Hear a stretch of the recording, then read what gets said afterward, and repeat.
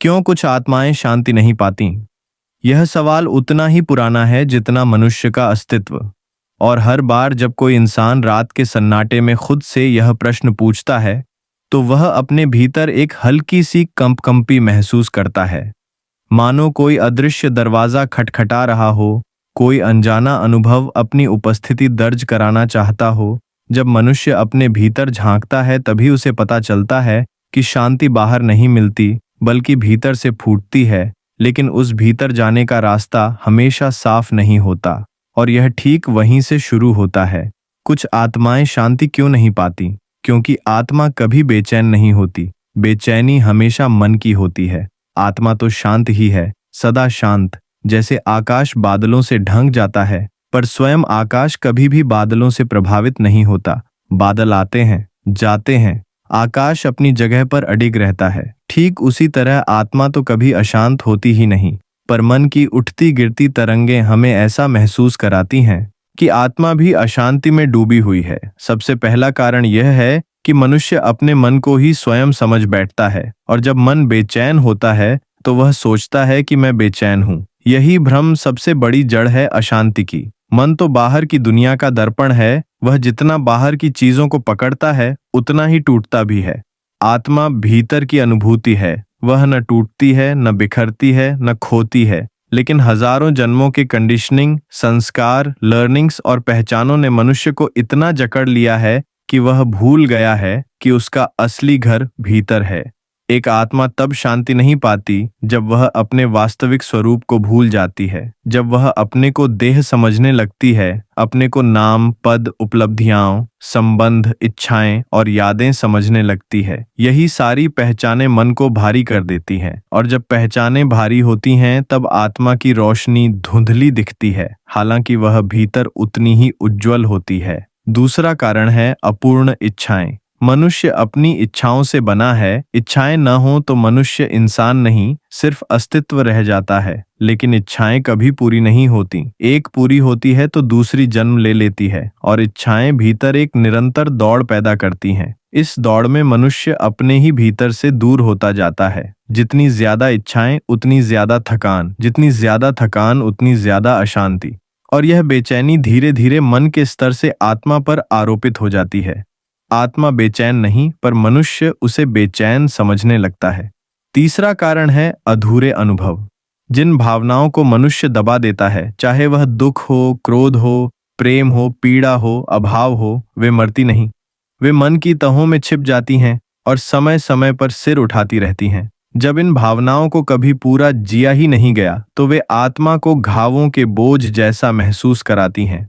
आत्मा घायल नहीं होती, पर मन के घाव आत्मा की शांति को ढक लेते हैं। चौथा कारण है आसक्ति। मनुष्य हर चीज से जुड़ जाता है, लोगों से, वस्तुओं से, परिस्थितियों से, यादों से, और यहाँ तक कि अपनी पीड़ाओं से भी। किसी चीज से जितना अधिक जुड़ाव उतनी अधिक बेचैनी, क्योंकि हर जुड़ाव में खोने का भय छिपा होता है, और जिस क्षण खोने का भय मन में जन्म लेता है, उसी क्षण से आत्मा के द्वार पर अशांति दस्तक देने लगती है। पांचवा कारण है कि मनुष्य मृत्यु को नहीं समझता। मृत्यु का भय दुनिया की सबसे बड़ी बेचैनी है, क्योंकि मनुष्य सोचता है कि मृत्यु अंत है, जबकि मृत्यु तो केवल परिवर्तन है। जैसे सांस भीतर आती है और बाहर जाती है, मृत्यु जीवन के प्रवाह का केवल एक मोड़ है। लेकिन जब मनुष्य मृत्यु से डरता है, तब जीवन भी डर डर कर जीता है, और जो डर कर जीता है वह शांति से दूर जाता है। छठा कारण है कि मनुष्य स्वयं के साथ अकेला नहीं रह पाता। वह बाहर से इतना भर जाता है, लोगों की आवाजें, समाज की मांगें, इच्छाओं का शोर, विचारों की भीड़, कि जब वह स्वयं के साथ कुछ क्षण बैठता है, उसे खालीपन डराता है। लेकिन वही खालीपन आत्मा का द्वार है। वही शून्यता वह स्थान है जहां शांति जन्म लेती है। लेकिन लोग शून्य से डरते हैं, क्योंकि वे कभी उसके भीतर नहीं उतरे। इसलिए आत्मा की पुकार अनसुनी रह जाती है। सातवां कारण है अतीत और भविष्य का बोझ। जो व्यक्ति अतीत में जीता है वह यादों के जाल में फंसा रहता है, और जो भविष्य में जीता है वह कल्पनाओं के तनाव में जकड़ा रहता है। शांति केवल वर्तमान में होती है, केवल इस क्षण में। लेकिन मनुष्य वर्तमान को खो देता है, क्योंकि उसका मन हमेशा दो दिशाओं में दौड़ता है, अतीत की ओर या भविष्य की ओर। और इस दौड़ में आत्मा की मधुर आवाज कहीं खो जाती है। आठवां कारण है कि मनुष्य अपनी भावनाओं को समझता नहीं, केवल उनका पीछा करता है। भावनाएं आती हैं और जाती हैं, वे स्थायी नहीं होती, लेकिन जब मनुष्य उन्हें पकड़ लेता है तो वे कांटों की तरह चुभती रहती हैं। भावनाओं को अनुभव करना चाहिए, पर पकड़ना नहीं चाहिए। पकड़ने से ही अशांति जन्म लेती है। नौवां कारण है कि मनुष्य ध्यान से दूर होता जा रहा है। ध्यान आत्मा की भाषा है, आत्मा का दरवाजा है, आत्मा की सांस है। ध्यान वह स्थिति है जिसमें मन का शोर शांत होता है और भीतर की शांति का संगीत सुनाई देने लगता है। लेकिन आधुनिक मनुष्य बाहर इतना व्यस्त है कि भीतर की यात्रा उसके जीवन में कभी शुरू ही नहीं होती। 10वां कारण है प्रेम का अभाव। प्रेम केवल व्यक्ति व्यक्ति के बीच का संबंध नहीं है, बल्कि अस्तित्व के साथ एक रूप होने की क्षमता है। जब प्रेम भीतर खिलता है तब आत्मा अपने विस्तार को पहचानती है, लेकिन जब प्रेम सूखा होता है तब आत्मा संकुचित महसूस करती है, और संकुचन हमेशा बेचैनी लाता है। कई आत्माएं इसलिए भी शांति नहीं पाती क्योंकि वे अपने बोझ से मुक्त नहीं होती। वे जीवन भर की घटनाओं को, दर्द को, अपमान को, पीड़ा को, धोखे को पकड़े रहती हैं, मानो उन्हें उनसे कोई पहचान मिल रही हो। लेकिन आत्मा पहचान से मुक्त होने में खिलती है, पहचान से चिपकने में नहीं। कभी कभी आत्माएं इसलिए बेचैन होती हैं क्योंकि उन्हें जीवन में जो सीखना था, जो अनुभव करना था, जो समझना था, वह अधूरा रह गया। आत्माएं यात्रा पूरी होने तक बेचैन रहती हैं। उनका बेचैन होना कोई सजा नहीं, बल्कि एक संकेत है कि अभी यात्रा अधूरी है। कुछ कार्मिक पैटर्न्स, कुछ संबंध, कुछ अनुभव अधूरे रह जाते हैं। और जब कुछ अधूरा होता है तो मन के भीतर एक हल्की सी प्रतिध्वनि गूंजती रहती है, मानो कोई अनकहा वादा अब भी बाकी हो। कुछ आत्माएं इसलिए शांति नहीं पाती क्योंकि वे स्वयं को क्षमा नहीं कर पाती। दूसरों को क्षमा कर देने में मनुष्य को कुछ क्षण लगते हैं, लेकिन स्वयं को क्षमा कर देना वर्षों की साधना मांगता है। व्यक्ति भीतर ही भीतर अपने ही अपराधों, गलतियों, निर्णयों और पश्चातावों से लड़ता रहता है, और यह युद्ध आत्मा को थका देता है। लेकिन जब क्षमा होती है तब आत्मा हल्की हो जाती है। कुछ आत्माएं इसलिए भी भटकती हैं क्योंकि उनके पास कोई दिशा नहीं। मनुष्य रास्ता पूछ सकता है, पर आत्मा तभी दिशा पाती है जब व्यक्ति ध्यान के माध्यम से अपने भीतर उतरता है। जब तक ध्यान न हो तब तक यात्रा बाहर ही घूमती रहती है, कभी सफलता की ओर, कभी असफलता की ओर, कभी प्रेम की ओर, कभी तिरस्कार की ओर। लेकिन ये सारे रास्ते बाहरी हैं। भीतर का मार्ग तभी खुलता है जब मनुष्य स्थिर होता है, और स्थिरता में ही शांति जन्म लेती है। आत्मा बेचैन इसलिए भी दिखाई देती है क्योंकि मनुष्य मृत्यु के बाद की यात्रा को समझता नहीं। कुछ आत्माएं शरीर छोड़ने के बाद भी अपने पुराने घर, पुराने संबंधों, पुराने भावों से जुड़े रहती हैं। वे अस्तित्व की अगली यात्रा में आगे नहीं बढ़ पाती। यह इसलिए होता है क्योंकि जीवन में उन्होंने छोड़ना नहीं सीखा। जिसने जीवन में छोड़ना सीखा ही नहीं, वह मृत्यु में कैसे छोड़ पाएगा? इसलिए मृत्यु के बाद भी वे अटकी रहती हैं। यही बेचैनी कहलाती है। ओशो कहते हैं कि आत्मा की बेचैनी वास्तव में मुक्ति की प्यास है। आत्मा चाहती है कि मनुष्य भीतर उतर जाए, स्वयं को जाने, स्वयं को पहचाने। बेचैनी संकेत है कि भीतर कोई द्वार खुलने को तैयार है। बेचैनी बुरी नहीं है, वह शुरुआत है, मृत्यु नहीं।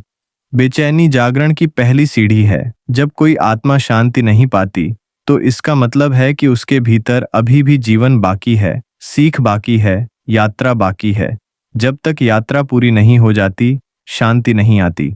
और जब यात्रा पूरी हो जाती है तब शांति कोई चीज नहीं होती जिसे खोजा जाए, वह स्वयं प्रकट हो जाती है, जैसे सूर्य बादलों के हटते ही प्रकट होता है। आत्माएं शांति पाने के लिए नहीं भटकती, वे इसलिए भटकती हैं ताकि मनुष्य भीतर लौट आए, ताकि वह अपनी खोई हुई चेतना को पुनः पा सके, ताकि उसकी आंखें खुल सकें और वह देख सके कि शांति तो कभी गई ही नहीं थी, वह केवल मन के शोर में छिपी हुई थी। और जब मनुष्य अपने भीतर एक क्षण के लिए भी पूरी तरह उतरता है, बस एक क्षण, तब वह जान लेता है कि शांति बाहर नहीं, भीतर है। वही क्षण आत्मा का घर है, वही क्षण मुक्ति है, वही क्षण शांति है। और जो ओशो कहते हैं, जब तुम स्वयं को जान लेते हो तब आत्मा की सारी बेचैनी समाप्त हो जाती है, क्योंकि तब तुम्हें पता चल जाता है कि तुम कौन हो। न शरीर, न मन, न विचार, न भावनाएं, न इच्छाएं। तुम सिर्फ चेतना हो, सिर्फ प्रकाश हो, सिर्फ अस्तित्व हो, और प्रकाश को कोई बेचैन नहीं कर सकता, अस्तित्व को कोई हिला नहीं सकता, चेतना को कोई बांध नहीं सकता। जिस दिन यह अनुभव भीतर घटता है, उसी दिन आत्मा अपनी सदियों पुरानी यात्रा पूरी कर लेती है। वही दिन है जब आत्मा शांति पाती है। अंत में बस इतना कहना चाहता हूं, जो कुछ तुमने अभी सुना वह सिर्फ शब्द नहीं थे, वह एक दर्पण था। एक ऐसा दर्पण जिसमें तुमने अपने भीतर की हलचल, अपनी बेचैनी, अपनी रोशनी और अपनी छुपी हुई शांति की एक झलक देखी। और अगर इस सफर ने तुम्हारे भीतर किसी भी कोने में कोई कंपन पैदा किया हो, अगर किसी एक पंक्ति ने भी तुम्हारे मन की धूल को हल्का सा झटका दिया हो, अगर किसी पल तुम्हें लगा हो कि हाँ, यही तो मैं जानना चाहता था, तो इसे यहीं मत रोकना। इसे बहने देना, आगे बढ़ने देना, गहराई तक उतरने देना। अगर यह अनुभव तुम्हारे दिल को छू गया तो लाइक जरूर कर देना, क्योंकि तुम्हारा एक छोटा सा स्पर्श मुझे बताता है कि यह यात्रा सही दिशा में जा रही है। कमेंट कर देना। तुम्हारे शब्द तुम्हारी चेतना की आवाज है, और शायद किसी और के लिए प्रकाश का द्वार। शेयर जरूर करना। कौन जाने किसकी रात तुम्हारे एक शेयर से सुबह बन जाए, किसकी बेचैनी एक नई राह पाले, किसकी आत्मा को वह जवाब मिल जाए जिसकी वह बरसों से तलाश कर रही है। और हाँ, चैनल को सब्सक्राइब कर लेना, क्योंकि यह तो सिर्फ शुरुआत थी। आगे आने वाले हर शब्द, हर ध्यान, हर अनुभव तुम्हें उसी भीतर की शांति के और करीब ले जाएगा जहां तुमने शायद कभी कदम ही नहीं रखा। याद रखना, यह यात्रा बाहर से नहीं, भीतर से शुरू होती है, और भीतर की यह यात्रा अकेले नहीं चलती। हम सब साथ चल रहे हैं, एक ही मौन की ओर, एक ही रोशनी की ओर, एक ही शांति की ओर। फिर मिलेंगे उस खामोशी में जो बोलती नहीं पर सब कुछ कह जाती है।